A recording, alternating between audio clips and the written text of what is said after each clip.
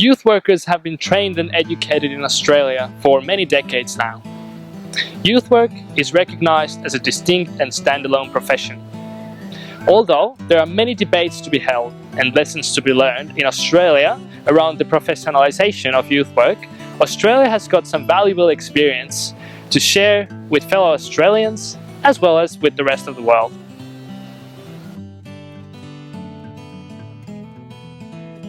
I started a course at Victoria University in 1995, training of youth workers. Up until that, the youth work training in Victoria had been at RMIT.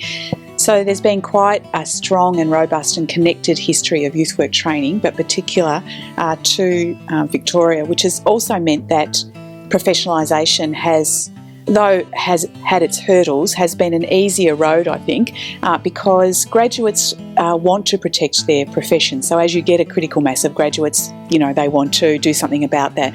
So that's been an important part of actually being able to professionalise the sector and for it to have a currency and understanding of what youth work really is. One of the things my master's thesis found was that one of the ways that young people are defined is through their marginalisation from mainstream society, that because of their age there are a whole lot of things that they can't do that adults can do, and that certain groups of young people are further marginalised by the socio-economic, class, gender, race, etc. situations that they find themselves in. I interviewed lecturers, curriculum developers and students across those 4 courses around Australia.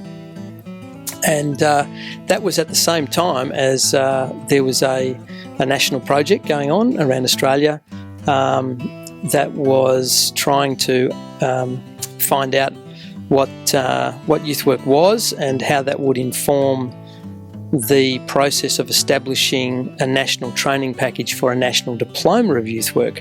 I think what was really unique about the national project is it provided workers with an opportunity to actually talk about what they did, as Tim says, what their values were, the skills and knowledge that are required. And actually there was an incredible amount of agreement, which was really interesting. And I think it still has synergies now with what we do and what we think is underpins youth work. So workers talked about the importance of respect, diversity, human rights, their practice, workplace management, policy, understanding research and how to evaluate their programs.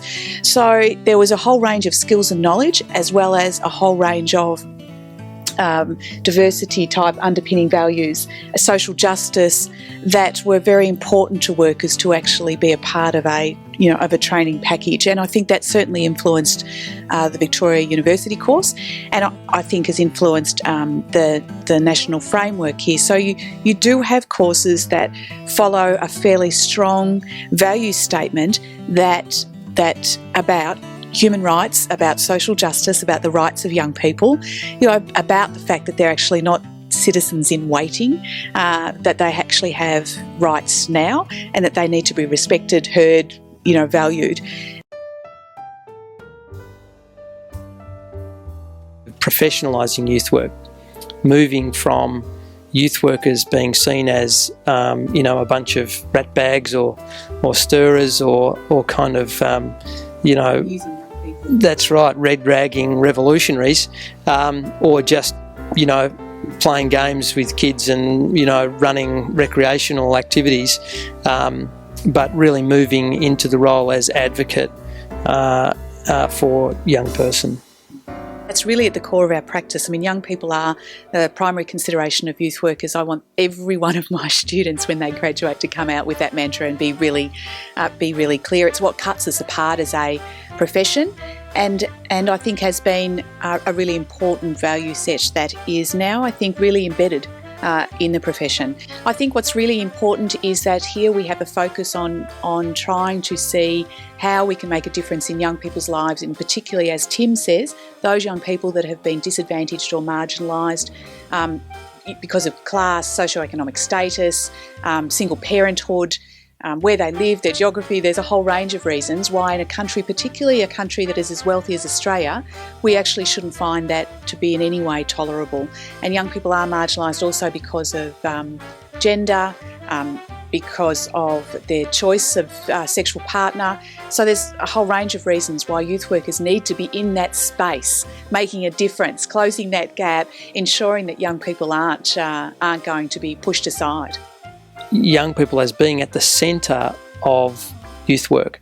That is that the young person is the primary consideration, the primary concern. They are at the centre of youth work. And that the young person is fully human, not yet to become human. So as a full human being, they have full human rights. So the humanity of young people is at the core of youth work, and that youth workers are striving to assist and work with and advocate on behalf of young people to help them claim their humanity. And that's what we mean by the young person being the primary consideration. It's not the state or the church or the family or the school or the law. It's the young person at the centre. And often there are tensions between those other institutions in relation to working with young people, but that a youth worker's role is to see the young person as their primary consideration, not those other institutions. I think youth workers should get good at, because they're not always good at, working with developing the structures and doing the work with young people that enable young people to be more powerful in those youth organisations. That's one of the things they should be doing in there, and they should be involved in youth organisations, and they should be involved in different points with the general population. But most of the people who graduate out of the youth work courses now, the ACU, VU and RMIT, are going into welfare organisations. They're doing youth housing, they're doing youth justice, they're doing youth accommodation, and houses for homeless young people and so on, which is fine, But again, if they're good youth workers, they should be doing youth development there, not just welfare. I think from a government's point of view, what's really been or is important to acknowledge is that this isn't always out of the goodness of their hearts for governments. It is about a practical understanding of the policy and practice implications. So, we have very good research that tells us, for example, that young people that are homeless and unemployed at 15 are likely to be homeless and unemployed at 25, at 35, at 45, and that's a very costly amount on any society that's actually managing a group of homeless people that